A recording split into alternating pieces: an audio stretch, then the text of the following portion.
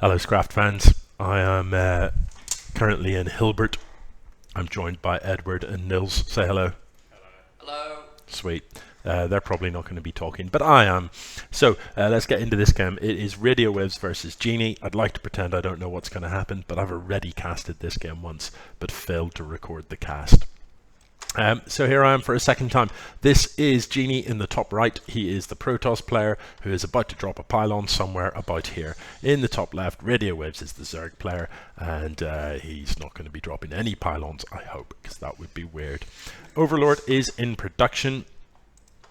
This Overlord is going to go for a wander across the map. It's a reasonably short run in a straight line across the top edge of this map, so he should be able to get into the Protoss base and have a look around before the Protoss has got anything that can shoot him. So gateway coming down for the Protoss. As you can see in the top left, as always, I've got the production tab, so we can see what these guys are building at any time. Spawning pool coming down, followed quickly by gas for the Zerg, so everything looking very, very straight up and normal for both of these players. Gas comes down for the Protoss, second pylon coming down, which is fine. So yeah, not much to talk about just at present. Let me talk you through some strats. If I'm playing Zerg on this map, I'm probably rushing to swarm hosts, and I'm probably parking said swarm hosts somewhere about here so that they can lob their vile creations into the Protoss base to slay stuff willy-nilly. If I'm playing Protoss, given this short distance across the top, I'm probably building a Stargate. As soon as my side core is done, there is the side core. And I'm sending an Oracle across first, and I'll probably follow that up later with Tempests. It's worth noting that this map has a gold expo here, and as a Zerg player it is very, very tempting to throw your first expand down here. There's a pretty good chance against a Protoss that they might not even notice that, but this is the only way into that gold, so it's reasonably easy to hold against the Protoss. So let's see what's happening. Genie has got his Zealot parked here in the front door, so that is going to stop any lings or anything like that getting in. Probe is moving down to the lower ground, drops this pylon, so presumably we are going to see a Nexus somewhere about there. This photon cannon that's going to be finishing up shortly is also going to help keep the lings out. And here are the lings. 4 lings at this stage from Radio Waves, going to wander across the map and see what's what. Zerg player with the expo coming down. Everything looking, 2.5 minutes with the expo. The pool is finished. Speed is being researched, so everything going pretty well and pretty normal and straight up for the Zerg player.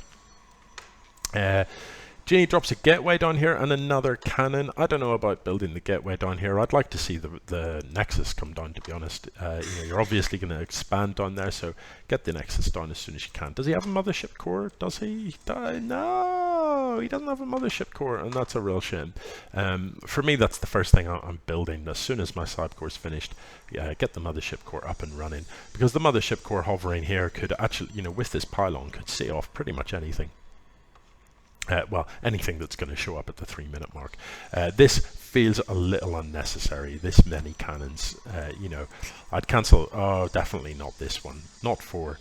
I'd cancel these 2 and drop the Nexus straight away, because that's 300 minerals tied up in building cannons. And what are all those cannons going to hold against? I mean, these lings, with this, oh well, here they come. So force field, please. No force field. But it doesn't really matter. The lings have gone back to attack the cannon. There's the force field, a little better late than never, and the cannons make mincemeat out of those lings. Given that there's another cannon at the top here, I don't know, this seems like overkill. Anyway, let's have a look at what the Zerg is doing. Queens are in full effect and have been spitting, so the production for the Zerg is going to take off fairly shortly. This second hatchery is up and beginning to mine, and we see the roach warren is just about to finish. So is this going to be a whole horde of roaches? Is that what we're going to see? I suspect so. Protoss player has got the Twilight, but oh, well, I was just about to say, but no tech coming from the Twilight yet. But it's for the Dark Shrine, so we're going to see some Dark Templars on the map soon. And that could be very effective. The Protoss player, as if by see, guys, by some premonition, has dropped a spore crawler in the main, so it does have detection for these DTs if and when they come. Nothing done here though, and I don't know. The spore crawler has probably been dropped in anticipation of something like an oracle rather than for detection, because if you're using it to stop DTs getting in, you know, why wouldn't you have it down here or somewhere so that the DTs can't come up your ramp without being seen? Yeah, Genie. I don't know who he's saying yeah to. I didn't see anything appear before that. No, that's, yeah, okay, yeah. Let's have a quick look at some stuff. So, no, not that. I don't know what I'm at here. Look at that. That's quite the APM imbalance. Radio waves furiously spamming select larva, select something. I don't know. Don't know what it is he's doing with those APM, but he's up to stuff. Genie, meanwhile, taking it slightly easier. In the Forces tab, let's have a peek at what we've got. Army supply in favor of radio waves. Worker supply slightly in favor of radio waves. 2. So Genie appears to be behind, but do bear in mind that while the army supply is behind, these cannons are worth quite a number of lings, so you know, don't be too fooled by that. Up top, the production tabs look busy, and that's what I like to see, these production tabs stretching out across the screen. So you know, these players aren't relaxing, they're not mucking about, they are doing things. Interested to see that we have air weapons being researched for the Protoss player. I don't know what he's going to build, because there's nothing building just yet. Look at this guy. That's a female Karak, as you can see. Nothing building just yet, and I don't know why you're upgrading air weapons when you don't have any air. Neither are you building any air, and no signs to build any, given that we're dropping a Templar archives. Now, did any DTs actually appear?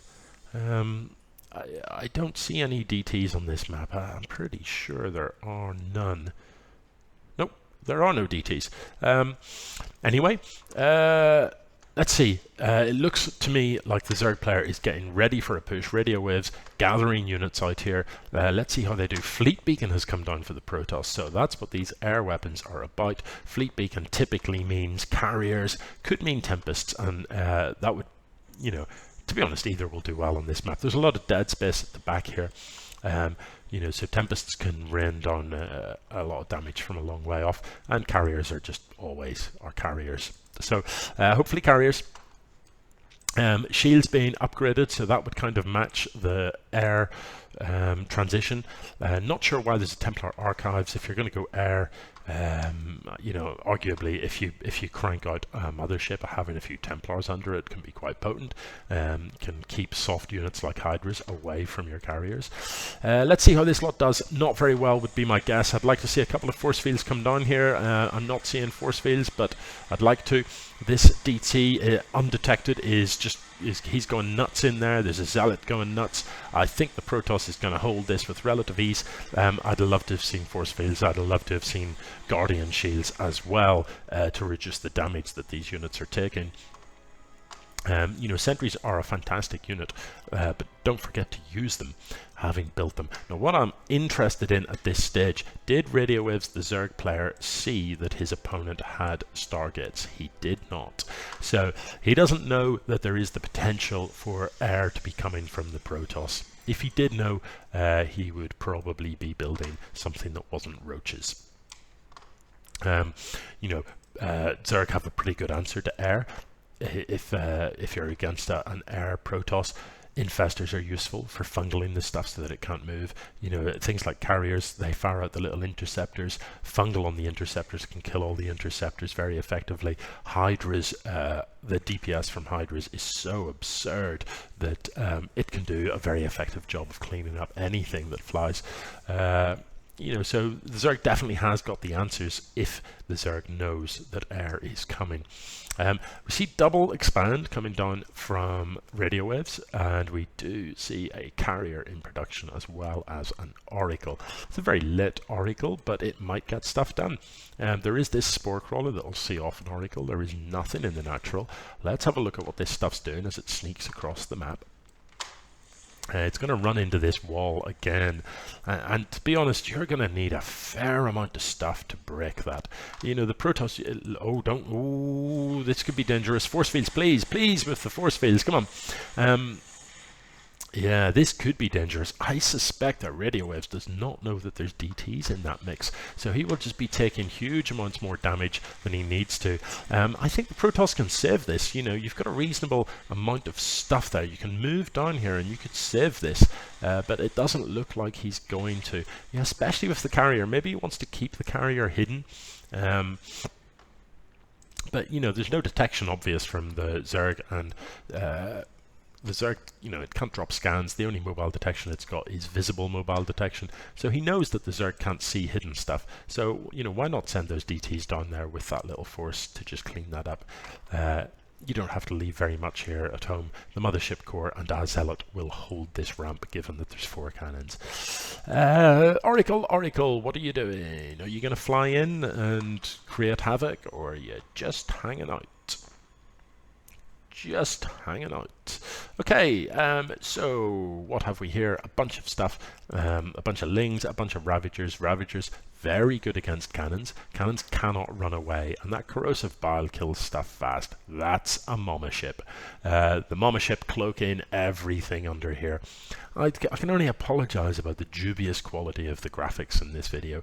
I'm actually casting this in Hilbert, and the monitor here only goes up to 768 or something, and things just look a bit funny.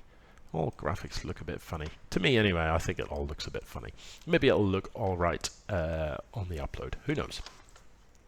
Anyway, so this force of Ravagers, well microed, I think can probably break this. But is there anything that shoots up other than the Ravagers? There isn't. My carriers are slow, so it is very possible to catch carriers with Ravager shots with that corrosive bile. It is definitely possible to break this front door with the force that is parked here, I would say, but it would need a bit of micro, and more than anything else, what it would need is some detection, because if the DTs are hacking away at you and you can't see them, well then they're churning out damage for free. So how's this going to go? I'm not sure. Hive being built for the Zerg player. On the minimap we can see that the Oracle is about to head into the Zerg base to try and get some stuff done. At this point the Zerg player must surely realize that there are DTs in this mix. The Nexus is going to go down. I don't think there was a cancel, and this Oracle goes down. Must have been distracted by what was going on the other side of the map. Loses the Oracle to this Spore for roughly 0 kills, I think. Yeah, no workers killed by the Protoss. Look at this units killed tab though, and these DTs still going to work. So he has got a lair. He just needs to turn some of these overlords into overseers, and there we go, a whole bunch of them. 9 in fact is the number that he's gone for. I think 1 would have been okay, and maybe this one that's much closer to your units than the ones that you've chosen that are on the other side of the map, but it's all good. Now, this carrier has decided to just attack on its own. It kills the queen and is just having a go here. I don't know about this. This seems awfully risky, but it is going to clean out the mineral line. I mean, carriers are great, but one carrier on its own is not particularly strong. Oh goodness, no, these DTs still just hacking away at stuff. Look, up to 94 units killed by the Protoss player. So, Radio Waves, what are you thinking? Have you got Hydras in production? Have you got Spores building? You know, a very large bank for the Zerg player at this stage. So, why not use that bank to good effect? You know your opponent has a carrier. Where there's one carrier, there will be several. So, you know, why not throw down a few Spores here with all of that money? Just turn some drones that you don't really need into Spores and that's going to at least buy you time until you can get hydras out. There are now hydras in production, a bit gas blocked, so I'd love to see these drones put down some extra gas geysers there. Vipers, very, very useful against things like carriers. Can pull it's here, look, dude, guys, it's here, guys. The Vipers can pull those. Oh no, don't do that, please. That's an expensive, a gas expensive unit. Just for free from some cannons. The Vipers can pull the carriers above the Hydras, where they will get one-shotted if you've got enough Hydras. So Vipers, not a bad choice at all, but you do need a raft of Hydras to go under them. And at present, Radio Waves is not producing units. These Ravagers need to be in use for killing air. You've got the detection, so you need to be using those Ravagers to shoot up the corrosive bile. This force looks like it's going to die pretty quickly to this these carriers. I mean, there's only a couple of them, isn't there? Oh no, there's quite a few. Five carriers will actually deal with quite a lot. So this is now becoming problematic for the Zerg, unless he just holds down the H button. If I'm the Zerg, I think, you know, I need to go home and regroup. I need to be ready for what's coming. So spore crawlers to buy me time. You know, get this stuff out of the middle of the map. I wouldn't mind either just having a bunch of lings, because you've got so much money. If you have spare larvae, a bunch of lings on standby, and just, you know, right clicking those lings into the middle of your opponent's base to do some damage. Because yes, you'll lose a lot of them in the way in, but you know, money's no object here. Gas is your serious supply problem, and if it distracts the Protoss, if it slows this push across the map down, then that's all for the good. You need to use the Vipers, you need to pull the Mothership Core away from these, or kill it, or whatever. And the Hydras need to be microed. The Hydras shooting at the... Oh, no. The Hydras were trying to shoot these interceptors. That's the real peril when you're playing against carriers. Your units will automatically try and focus on the things that are shooting them. And carriers themselves don't shoot. They launch interceptors that do shoot. So you need to tell your units, ignore the interceptors, shoot the carriers. Kill the carrier, the interceptors die with it. You know, killing the interceptors, there's so many of them that just trying to kill individual interceptors is not a useful way to spend your time. So it looks very much to me like this is going to be game over for the Zerg. It just doesn't have the gas to produce the Hydras that he needs. But what he could be doing is just turning all of these workers into spores. And that would buy him a lot of time, you know, still with a couple of thousand minerals in the bank. So it could be very easy to just throw down 10 spore crawlers here, have the queens as well, ready to transfuse the spore crawlers, keep them alive as long as you can. But it doesn't look like that is going to be happening. It looks like all of this stuff is going to unfortunately fall.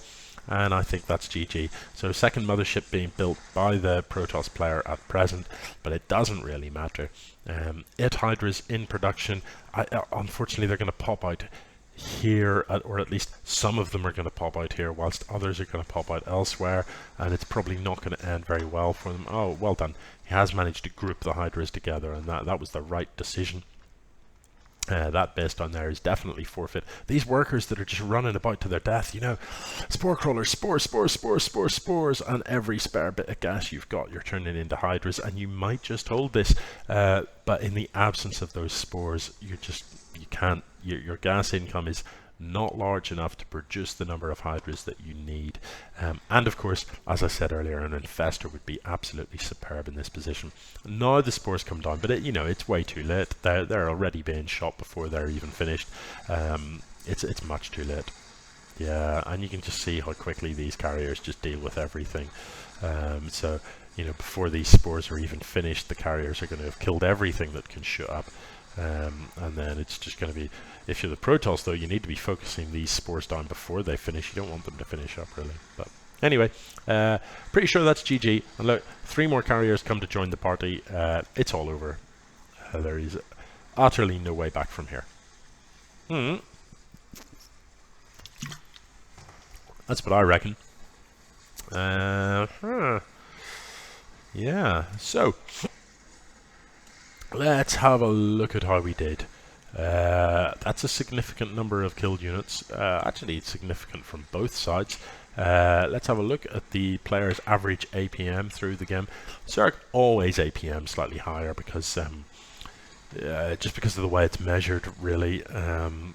The way that units are built involves selecting larvae. Selecting the larva, it counts as an action, which is weird. So, you know, if you highlight your hatches and hold S to select all the larvae, that counts as 2 actions or something. So, so Zerg do tend to register a bit higher, and it isn't necessarily about the speed of their play. Okay, so that was game 1. And, you know, a pretty solid game of StarCraft. There were times when Radio Waves, I think, certainly could have done well in that game. But in the end, the carriers come out and he had simply no answer to it. Alrighty, GG.